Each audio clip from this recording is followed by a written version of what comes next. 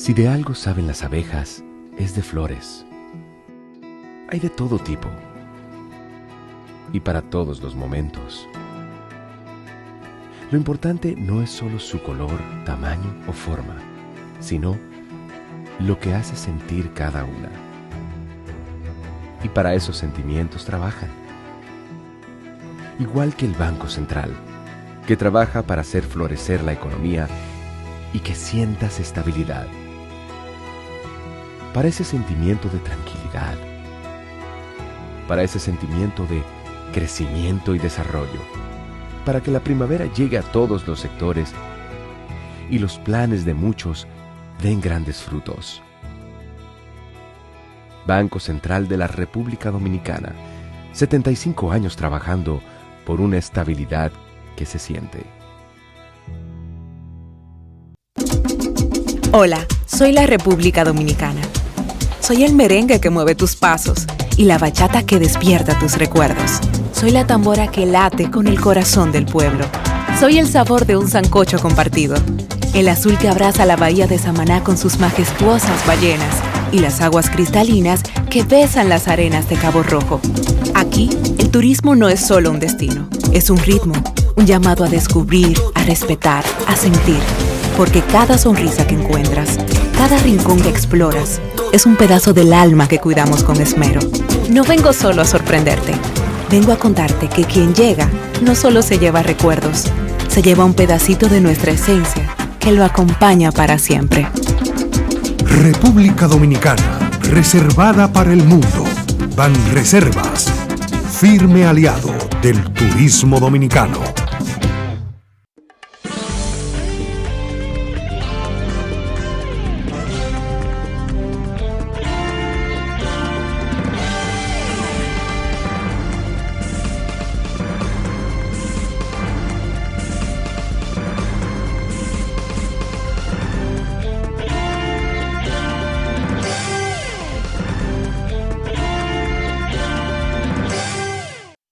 Muy buenas tardes, amables televidentes. Bienvenidos a su cita diaria, crepuscular y nocturna en Teleimpacto, que es al final de la tarde, despidiendo el sol o comenzando la noche. Ponga su caridad en buenas manos. Apoyen el patronato de lucha contra el cáncer de Villa González Incorporado. 809-443-8010. También el Hogar Escuela Santo Domingo Sabio, Avenida Independencia, esquina Gregorio Luperón, en Santo Domingo. Bien. Bueno, otra vez, ese prostíbulo judicial, digo yo. Dios mío, pero en San Cristóbal, ¿y quién sería que instaló ese tribunal de las penas? No me acuerdo cómo que le llaman los abogados. La administración de las penas, no recuerdo. Y lo ubicaron como en San Cristóbal. Será como para dar esos fallos por ahí, a ver si la gente no se entere, porque ¿qué es lo que está pasando? Un hombre que violó a una niña, a una hijastra, le ponen 20 años de cárcel. El hombre cumple 7 y está en la calle. Y ahora veo que dicen los abogados que será maestro, qué sé yo, en una escuela. Es decir, es que la sociedad, así no puede seguir la sociedad, porque entonces, ¿cómo este relajo de pena y cosas así? La verdad es que los jueces, yo tengo una lista de jueces aquí, que siempre guardo esa lista de jueces cuando tengo que hablar de esta judicatura, porque la verdad que se siente uno muy mal, porque es que hay tan baja calidad y hay tanto un desorden y una corruptela a nivel de la justicia, que aquella vez, repito muchísimas veces aquí, que Balaguer señaló que la justicia dominicana era un mercado persa y se comieron vivo a Balaguer, como se dicen los adversarios, porque siempre había que buscar alguna, como se dice, alguna quinta pata pero era una especie como de, también de cebarse contra el régimen, porque a Balaguer era difícil seguirle una crítica por falta de obra, por falta de trabajo, por no atender servicios. No, solamente quedaba el área de la... Bueno, muchas veces se hablaba de la corrupción, pero también de la represión. Esos eran los temas de oposición a Balaguer, porque Balaguer convencía trabajando. Pero yo, con esta lista de jueces que yo tengo aquí, que eran jueces de aquella justicia catalogada como mercado persa, señores, y yo me pongo a razonar sobre ello, y es difícil hoy encontrar tres como esta gente. Tres como esta gente que yo voy a citar. Y tengo aquí, Dios mío, Manuel Ramón Ruiz Tejada. Estos eran jueces del Supremo, pero llegaron a la Suprema, pero tenían que venir arrastrando desde abajo, siendo serios desde carrera.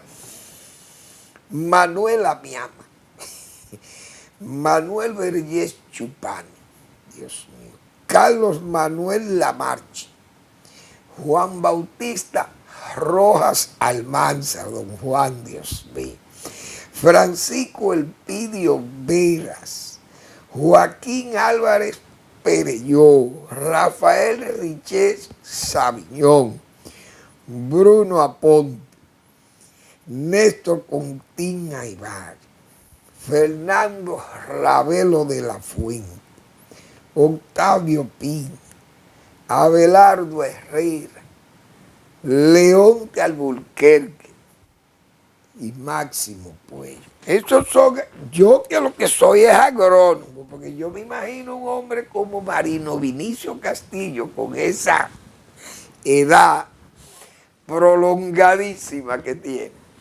Imagínense un hombre conocedor del sistema judicial dominicano, que anduvo por todos esos tribunales, haciendo gala de buen derecho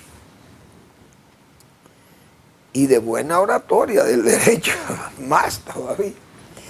Entonces, para convencer a esos caballeros, a esos jueces, óigame, usted tenía que ser un taco, como se decía en el Cibao antes. Y yo creo que ya esa expresión se gastó en el habla popular dominicana. Pero usted tenía que ser un verdadero, un gladiador. Era un guerrero. Usted tenía que ser, óigame, un abogado de verdad. Pero ahora como que ya nada es nada, como decía Aristófanes Urbán. Pero esa lista de jueces, lo bueno del caso es que esos jueces que yo mencioné ahí del año 67, de esa Suprema Corte de Justicia del 67, eran jueces que andaba una guagua piscicorri, de la que le llamaban piscicorri, una guaguita station, un huevo en eso, que era la que recogía todos esos jueces por su casa, señores. Por la mañana iba recogiendo, esa guaguita iba recogiendo esos jueces para llevarlo a su trabajo a la Suprema Corte de Justicia. Hoy usted va a la Suprema Corte de Justicia y encuentra 50 jipetas de jueces de alta corte y cosas de eso ahí. Imagínense ustedes una cosa igual. Pero eso era aquella justicia. Y Balaguer se atrevió a decir que era un mercado persa. Imagínense ustedes, hoy, con este tigrismo judicial, estos prostíbulos judiciales que tenemos nosotros en este país. Eso es una vergüenza, de verdad. Terrible vergüenza. Bueno, parece que el clima, pero bueno, y esta temporada ciclónica, yo quisiera que Manegonte me explicara algo. A ver, Manegonte, que es un climatólogo y agrometeorólogo también, yo le pongo muchísimos títulos a Manegonte.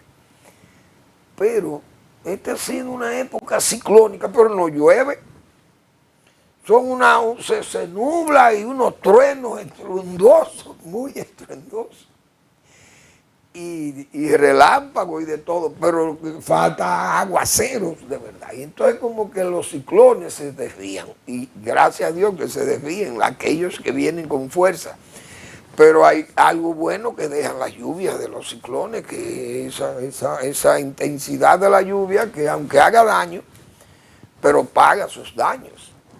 porque hay que ver lo que son nuestras represas, nuestros canales de riego, los acuíferos se crecen, y qué sé yo, y los cultivos que están en zona de secano, principalmente esa zona central del Cibao ahí,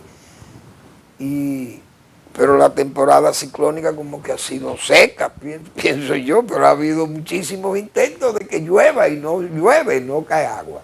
Que incluso recuerdo que de aquel ciclón anunciado y que pasó, el último grande que pasó muy al norte nuestro, y ráfagas de viento y oleaje fuerte. Pero señores, en la provincia de Duarte no llovió. En San Francisco de Macorís, el municipio ahí, esa zona, no llovió. Ni en la provincia llovió. Una provincia que colinda en el nordeste allá, en la zona del Bajo Yuna. Pero estamos escasos de agua. No sé, el clima anda raro. Muy raro. Bueno, ¿qué más tenemos? Entonces, yo creo en lo siguiente. Aquí se han declarado una serie de litis que decíamos ayer, en tiempos en que el doctor Germán Ondes dirigía su periódico El Caribe, él siempre, yo me acuerdo que señalaba que el periódico no era el lugar para dirimir faltas y culpas. ¿Quién le dejaba eso a los tribunales? Y que el periódico no iba a publicar eso. Y se cumplía su palabra al pie de la letra. Pero yo creo, señores, desde que balbuceaba el Estado Nacional en tiempo de Pedro Santana, señor Pedro, que hay que decir que ser honesto y honrado, eso era una cotidianidad, eso era común y corriente para mitad del siglo XIX en este país, porque la gente era honrada y era seria. Entonces no había Estado, pero cuando se creó el Estado, por lo menos la gestión de Santana, de Pedro Santana y de Manuel Jiménez y de Manuel de Regla Mota, que era un hombre incondicional de Siño Pedro, el Estado Nacional, no había eso de corrupción y eso no existía aquí, balbuceando el Estado, hay que decir eso. Pero desde que llegaron personajes al Estado como Buenaventura Báez y ese tipo de gente, comenzaron a visualizar lo importante que era manejar el Estado para fines de acumular riquezas y manejarse en el poder y quedarse en el poder y permanecer ahí sobre la base de la dádiva y del regalo. Entonces comenzó el Estado Nacional, comenzó a ser ya afectado por la corrupción. 1855, creo, leyendo yo, ay Dios mío, me acordaré, el hombre del Montero,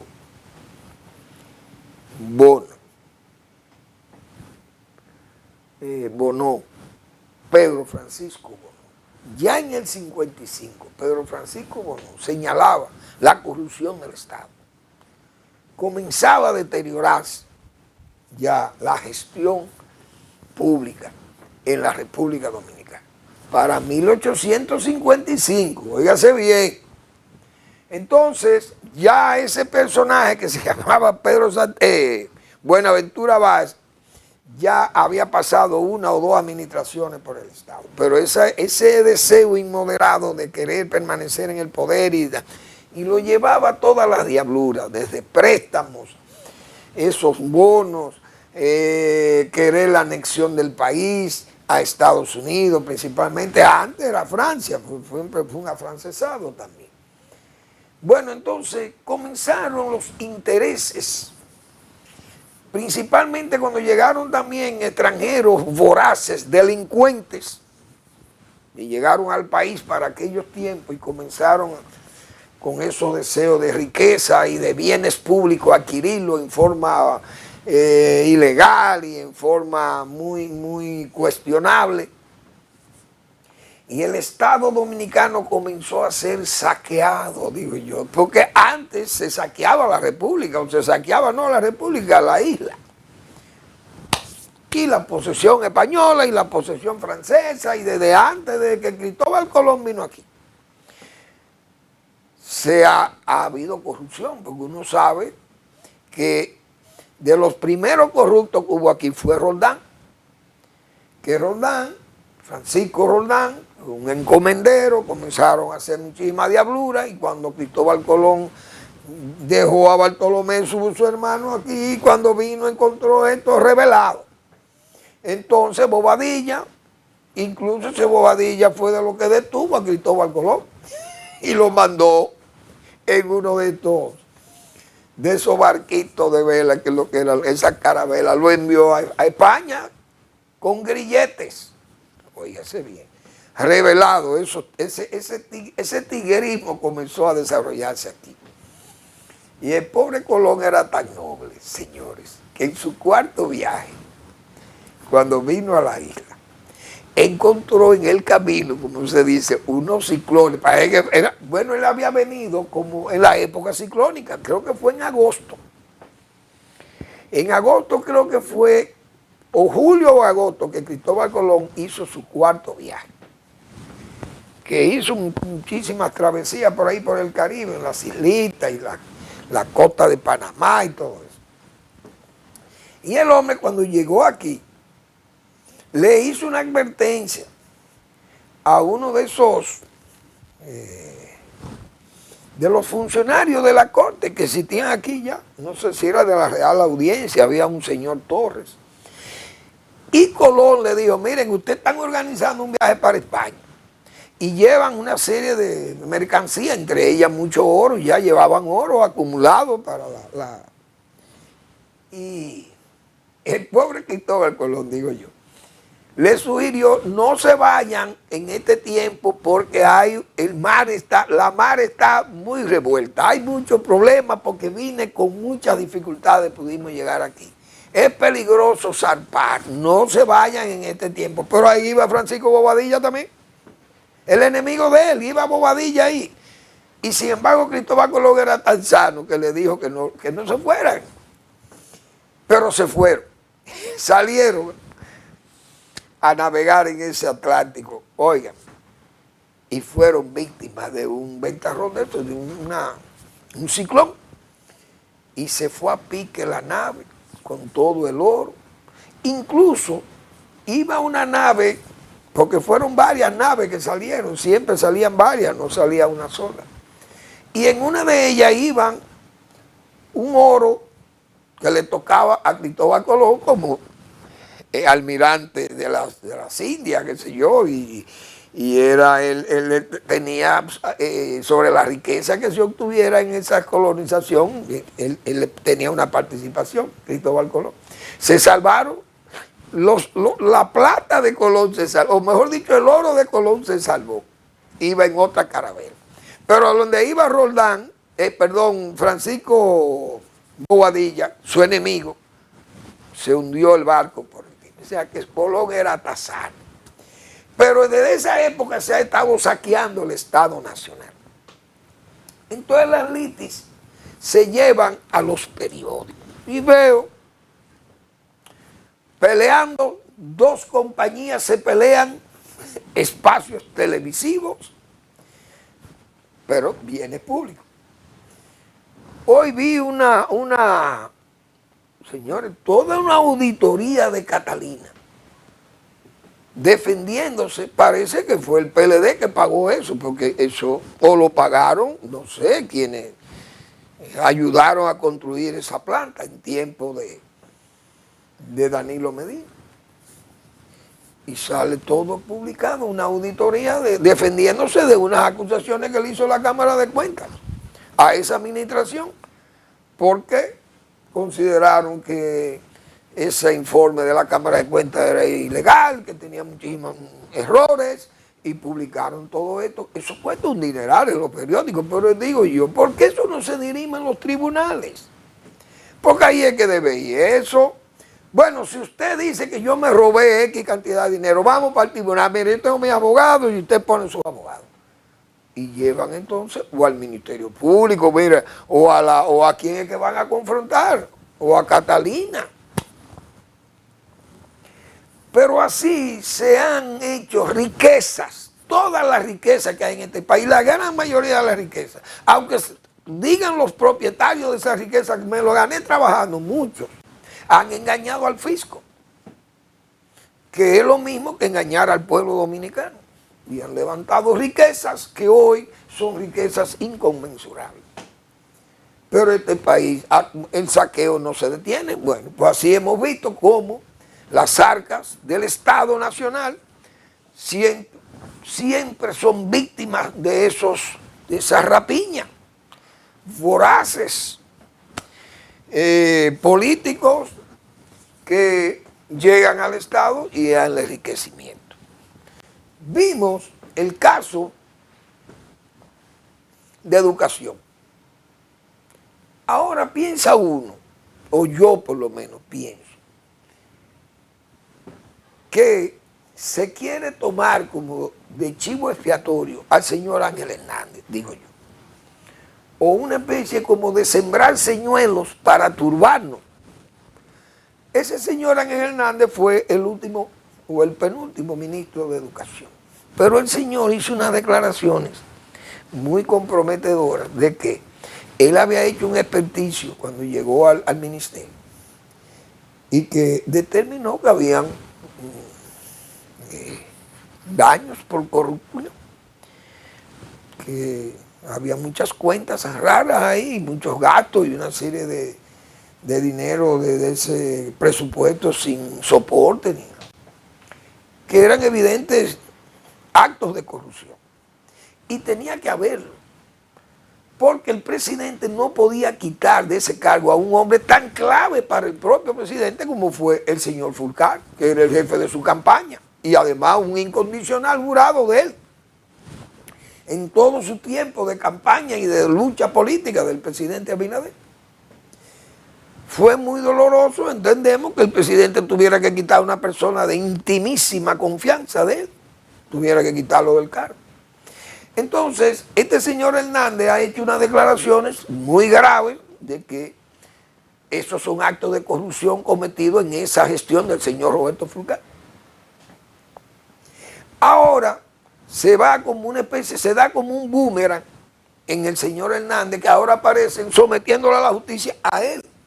Pero yo digo, pero él es el que ha hecho la denuncia de corrupción. Entonces se quiere hacer como, qué sé yo, como que se quisiera como borrar o por lo menos nublar, que se pierda el efecto Fulcar sobre el efecto Hernández. Es decir, el daño grande lo hizo Hernández, no Fulcar en educación. Eso parece que es lo que se quiere hacer, ¿eh? Porque este señor lo que ha hecho son denuncias gravísimas de ediciones de libros, de compra de equipos electrónicos, de pagos irregulares y de toda una serie de datos que son gravísimos, de corrupción grave, de corrupción perseguible, pero obviada, por lo menos. O si no obviada, vamos a llamarle, si es que se ha hecho alguna investigación o algo, se puede decir que es una corrupción que está y como invernando ahí, una especie de latencia. Porque, repito, el señor Ángel Hernández que ha puesto, como se dice, es que ha puesto la carne en el asador. Él es que ha dicho qué fue lo que pasó allí y que él llevó esos documentos, incluso se lo entregó al presidente de la República y se lo entregó a la vicepresidenta de la República. Óigame, y esos detalles son muy graves. Por eso digo, se quiere hacer una especie de señuelo o de confusión, como para que se vea que el malo de la película es el señor Hernández y van y lo someten a la justicia por un caso que no se sabe qué es, porque algo muy sencillo para las denuncias graves que hizo él sobre la gestión del señor Fulcar. Es decir, hay un detalle que el Estado Nacional parece como que sigue siendo el Estado botín y el Estado festín. Vamos a la pausa.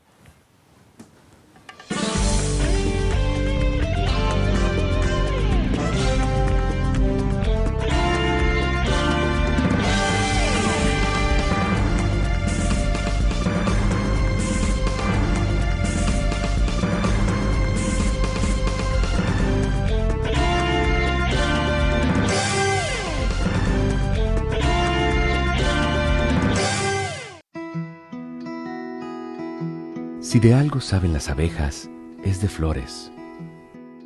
Hay de todo tipo y para todos los momentos. No es solo su color, tamaño o forma, sino lo que hace sentir cada una. Y para esos sentimientos trabajan. Igual que el Banco Central, que trabaja para hacer florecer la economía y que sientas estabilidad. Para ese sentimiento de tranquilidad, para ese sentimiento de crecimiento y desarrollo, para que la primavera llegue a todos los sectores y los planes de muchos den grandes frutos. Banco Central de la República Dominicana, 75 años trabajando por una estabilidad que se siente.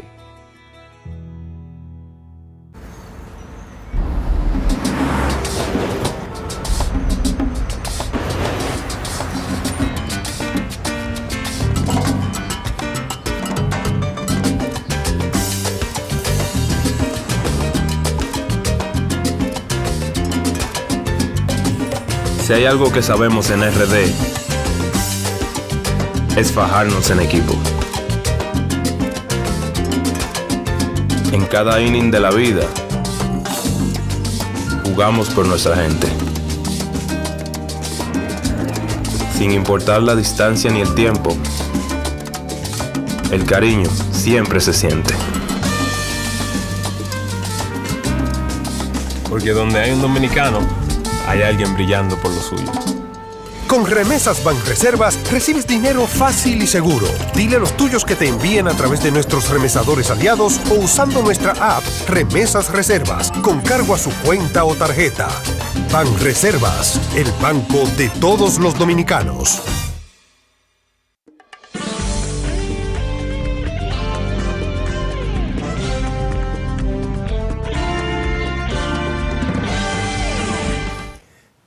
Críticas que se le hicieron al gobierno de Danilo Medina, que se enfangó, diríamos así, en aquellas maniobras palaciegas, todos esos negocios, y ya se sentía el tufo maloliente, porque lo decíamos nosotros aquí, que no estábamos tan metidos ahí en las bases del asador, en las brasas, como se dice. Pero el humo atraía y usted sentía ese tufo, decíamos nosotros, maloliente de inconducta cuando se destapara aquel trapiche, decíamos nosotros en aquella época. Pero es que el Estado, todas esas maniobras palaciegas, se enfangan los presidentes y los gobiernos tienden a enfangarse. Pues este gobierno que salió,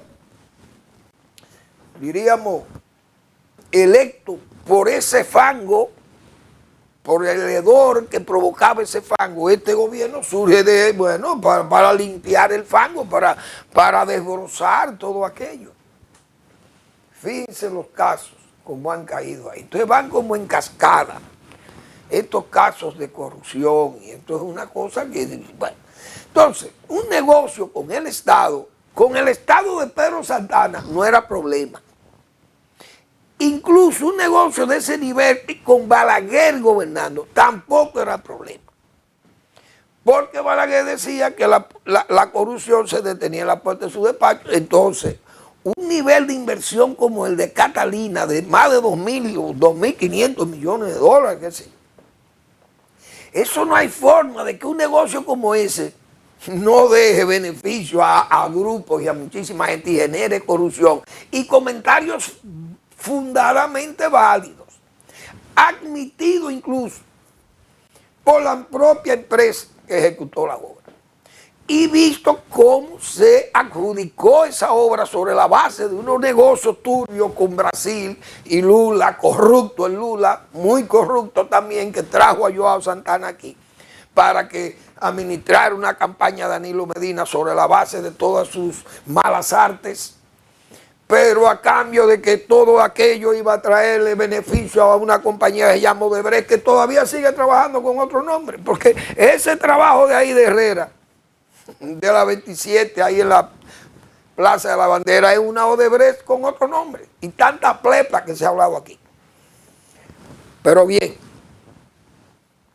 ese negocio de Catalina, no es verdad que el Estado Dominicano, con un gobierno enfangado en maniobras palaciegas, una inversión de 2.500 millones de dólares no iba a dejar una estela de corrupción allí, y todo el mundo sabe que ahí hubo todo eso.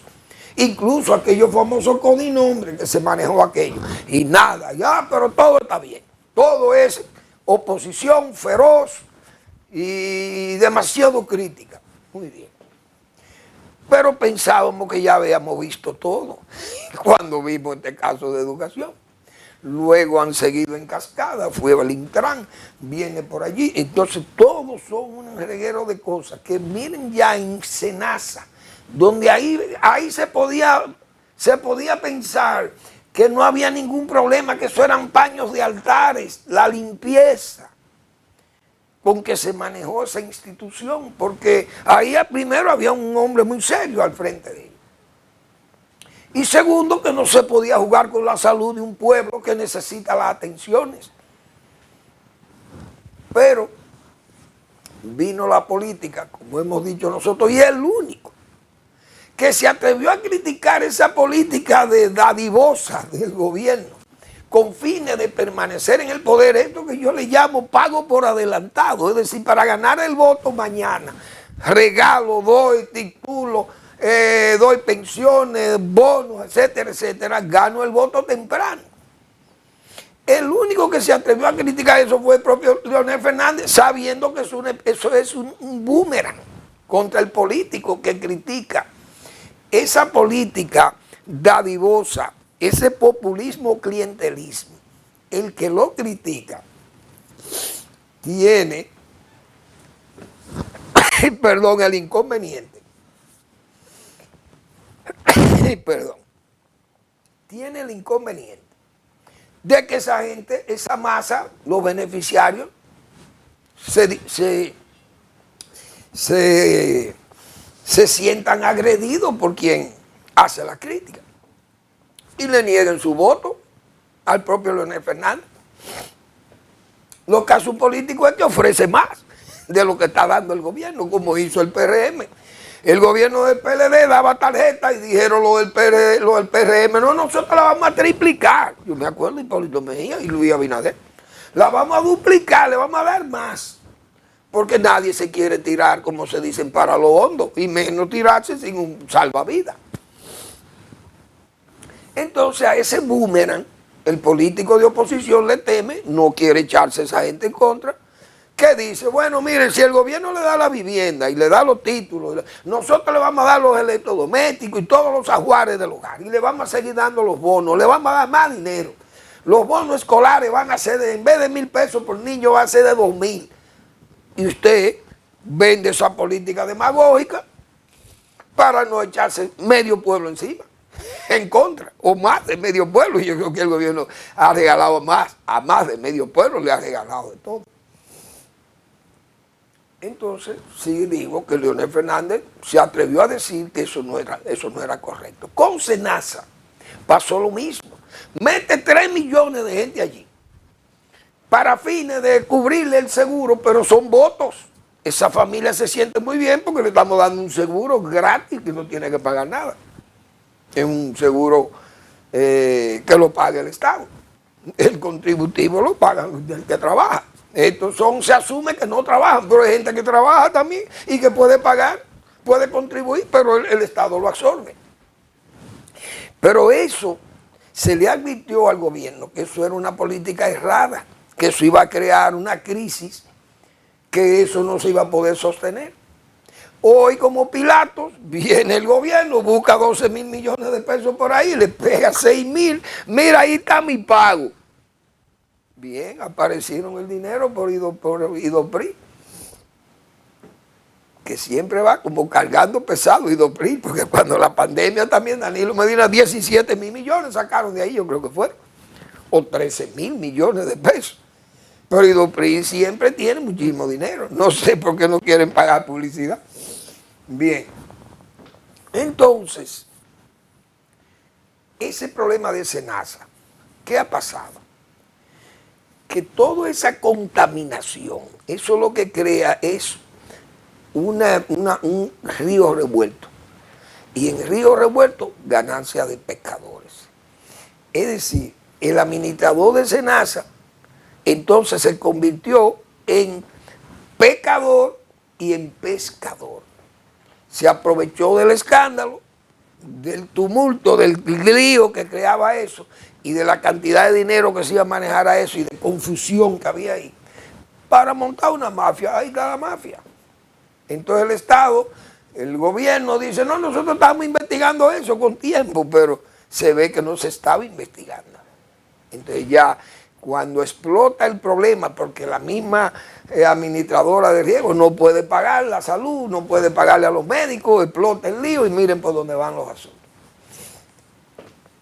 Pero el Estado Nacional no puede seguir siendo un Estado botín y un Estado festín, que también le cae al gobierno, porque nosotros aquí, y mucha gente señalaba ese gasto, por lo menos yo que he dicho que vengo de esa escuela balagueriana, donde uno pudo ver cómo se manejaban las cosas con cierta prudencia, el gasto, y eso era vigilado. Usted hacía una mala, usted compraba una jipeta en tiempo de Balaguer, usted siendo director de Reforma Agraria, por ejemplo, que era un vehículo de utilitario, porque eso es un vehículo que usted, nada más los viajes de Balaguer, obligaba a que el director de Reforma Agraria tuviera que andar en un vehículo en buenas condiciones. Porque Balaguer va para Río Limpio, o va a estar en Manuel Goya, va a entregar 25 viviendas, yo me acuerdo, y tuvimos que irnos a Manuel Goya. Señor, eso es llegando a Juancho, por allá después de Juancho. Antes de llegar a Pedernales, esa recta de Sansón por ahí. Y usted sabe lo que era llegar ahí con carretera mala. Pero usted tenía que tener algún vehículo que le facilitara ese viaje, porque es que Balaguer iba en helicóptero, pero los funcionarios tenían que irse por carreteras malas, y así era el país entero. Entonces, si usted compraba un vehículo de eso, nuevo, le iban con un chisme a Balaguer, mire doctor, pero esa gente están sacando dinero. ¿Y de dónde que están sacando dinero? Ahí compraron unos vehículos nuevos, pero eso fue alguien que no le compraron el vehículo a ellos. Entonces, iban con un chisme al palacio, pero eso te traía una cancelación. Oigan cómo era el gasto, la vigilancia del gasto en esos tiempos de Balaguer. Ahora, usted va a una reunión del PRM o del PLD, porque lo del PLD le pasó lo mismo con las jipetas. Oigan, son 200, 300 vehículos de alta gama, todos negros, porque es que le encanta el poder negro, a ellos les encanta el color negro que da poder, parece. Y estas luces, y estos motoristas, y guardias cuidándolos, tanto odio que le tenían a los guardias y a los policías antes. Pero ahora aman a los guardias y a los policías, los funcionarios. Y hay que ver todo este aparataje y el gasto que eso significa. Este es un gobierno manirroto. Entonces, lamentablemente, yo creo que va a llegar un momento en que habrá un movimiento que surja del pueblo y expresará, gobiérnesenos. Es decir, que el presidente está expuesto, digo yo, el presidente está expuesto a quedar muy mal como presidente de la República mañana, que le juzgue la historia, aunque tal vez él diga como dijo Luis Heró, que a Heró alguien le dijo, presidente Heró, usted debiera tomar en cuenta que la historia le va a juzgar mañana por esos hechos y muchos actos que son cuestionables. Y Lili dijo, no, por mí yo no tengo problema, porque yo no voy a leer la historia. Magnífica excusa, olímpicamente cínica. Entonces al presidente le puede como salir eso mañana, de que no fue un buen gobierno, que no lo ejerció con el carácter de vigilancia, de control, de prudencia, y entonces hay un gasto que no, eso es un gasto excesivo por permanecer en el poder. Es decir, para garantizar la continuidad. Por eso yo decía que incluso Balaguer, que fue un gobierno donde el propio presidente Balaguer admitía que la corrupción se detenía a la puerta de su despacho. Sin embargo, era prudente con esas cosas. Balaguer no gastaba dinero así, ni daba los bienes públicos, una especie de despatrimonialización del Estado. Balaguer incluso se resistía a la venta de las empresas del Estado, porque entendía que eso era un mecanismo casi de ayuda social, etcétera, etcétera. Pero estamos viendo un gasto sumamente peligroso y al mismo tiempo, entonces los funcionarios que ven esas actitudes se aprovechan de esas circunstancias y fíjense dónde terminan las cosas. Ese caso de Senasa es gravísimo.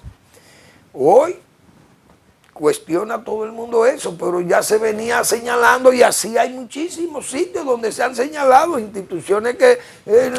ahí está el agro, por ejemplo, pero del agro el gobierno no se atreve. Hemos dicho tantas veces, no se atreve a hurgar ahí, porque como eso no es como jurisdicción del gobierno, del presidente. Es decir, es otra área del gobierno que tiene, o del partido, tiene ese sector a su cargo, y eso es impenetrable o inauditable. Y entonces, eso no se puede, un Estado, un gobierno no se puede manejar así. Por eso, digo, puede surgir mañana un movimiento que diga, gobiérnesenos, señores, y en esa forma imperativa se oiría muy mal, digo yo. Vamos a una breve pausa.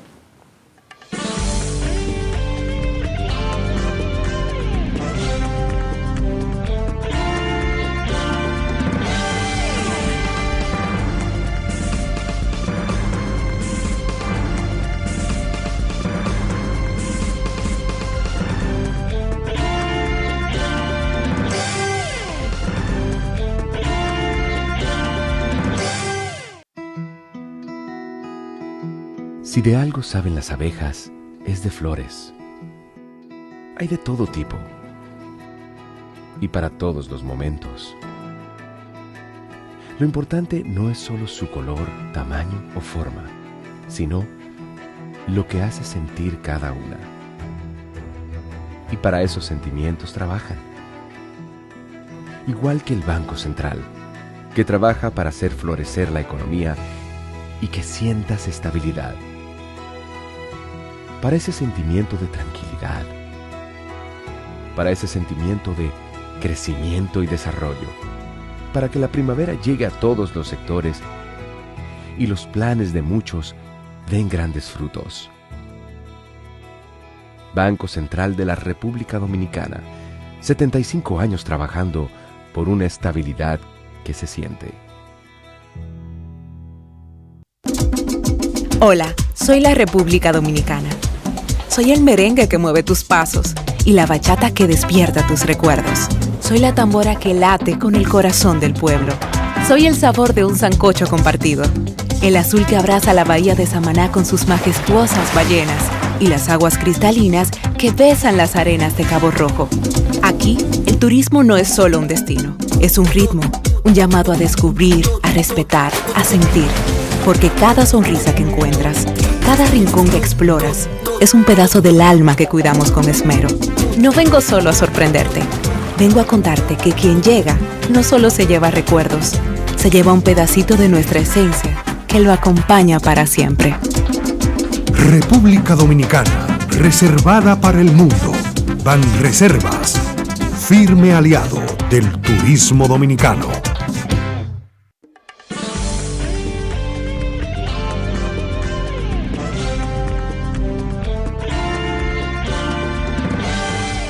Bien, todo el periodo del presidente Abinader vienen reclamándole los productores de San Juan, por un lado, otras veces los dueños de maquinarias agrícolas.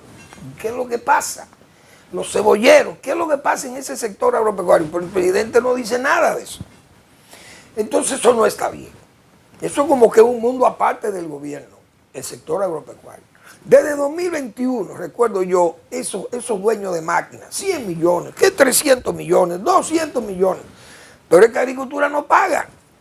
Y hay que reclamarle con insistencia al Ministerio de Agricultura, no pagan. O le pagan tardíamente, y un abono lento, y una cosa que tiene esa gente al borde siempre del reclamo casi con violencia al gobierno. ¿Qué pasa ahí? Mala administración, no hay controles, y eso no está bien. Bueno, el CES, que ha rendido un informe, el Consejo Económico y Social, y uno sabe que ahí eso es un nido de pro-haitianos. Vienen con la regularización de nuevo, porque claro, si está el CONE y están todos los grupos de presión allí, ¿qué es lo que piden?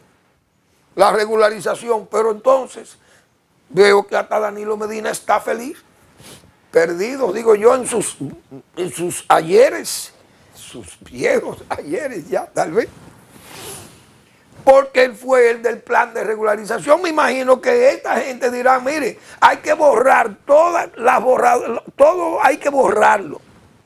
Ese plan de Danilo Medina hay que borrar ese plan porque fue todo un fiasco, un robo al Estado y al mismo tiempo un daño a la soberanía nacional y a la identidad nacional, regularizando gente que no son ni trabajadores agrícolas ni trabajadores de la construcción, más que lo que son es gente que ha venido a buscar trabajo para vivir o para estar mejor que en Haití, porque aquí están ellos como príncipes.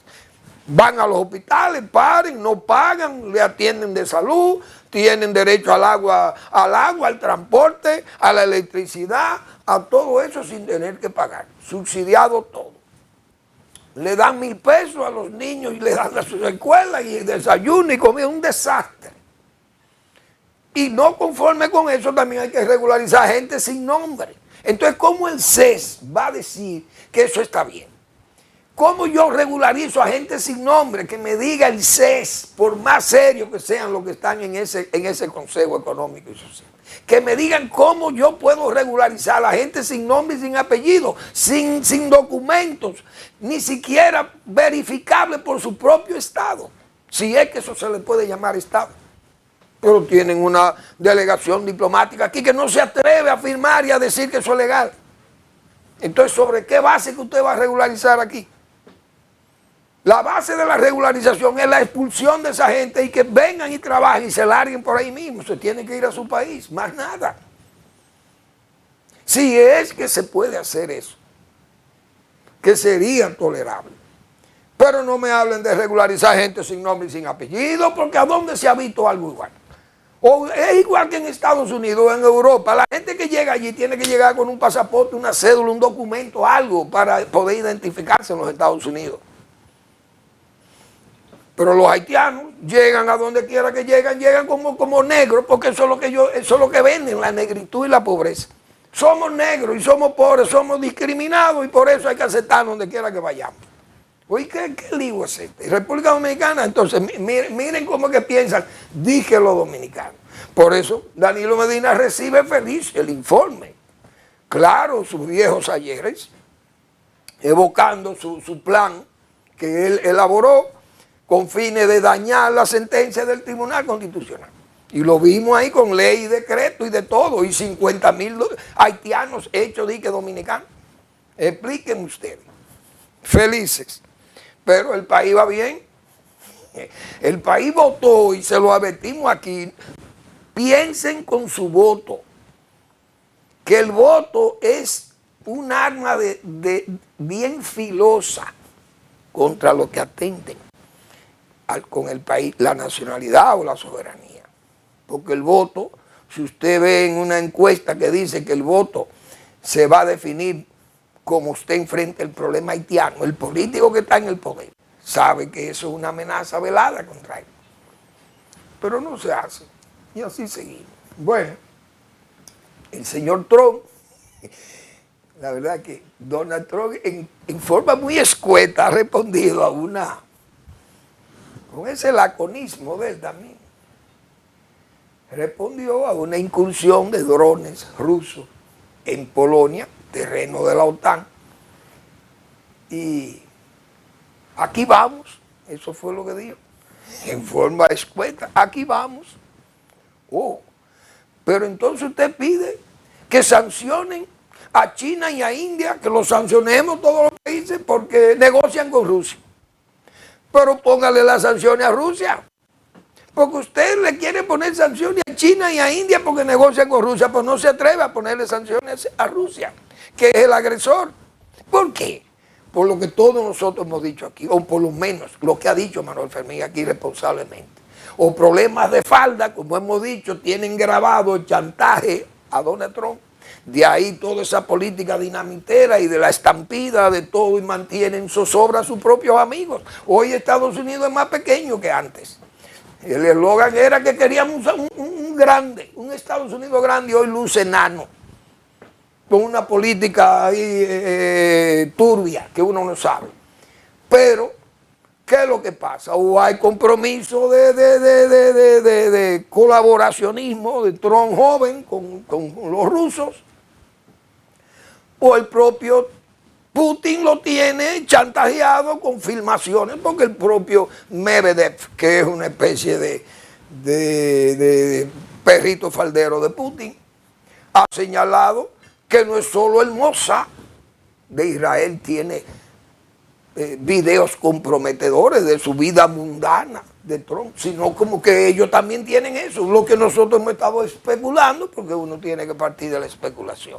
Pero esas posiciones de Trump son verdaderamente preocupantes. Usted quiere sancionar a India y a la China, que Europa los sancione porque negocian con Rusia, pero póngale las sanciones a Rusia a usted mismo, que es el que tiene que ponerle a Estados Unidos, pero no se atreve. ¿Por qué? Por eso que estamos diciendo.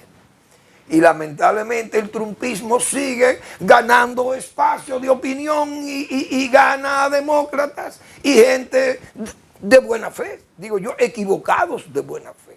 Y otros también de mala fe, pero yo creo que son equivocados de buena fe, que entienden que esta forma de hacer política en los Estados Unidos es adecuada, cuando es todo lo contrario a lo que ha sido siempre Estados Unidos, la estrella polar de Occidente, la guía a seguir, o la locomotora que ala al mundo prácticamente, y en este caso especial a los occidentales, incluyendo a los asiáticos, amigos de los occidentales.